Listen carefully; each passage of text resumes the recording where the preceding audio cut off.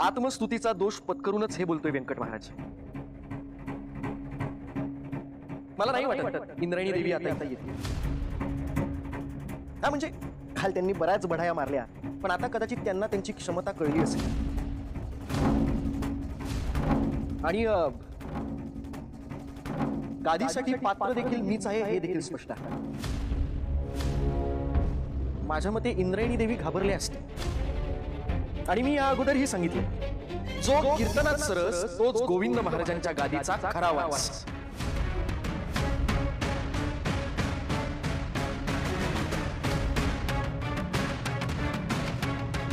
पण स्पर्धा सुरू व्हायची अजून.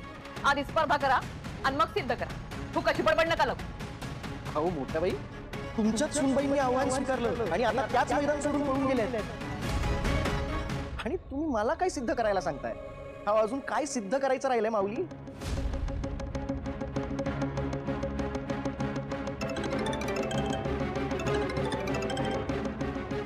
रामकृष्ण हरी.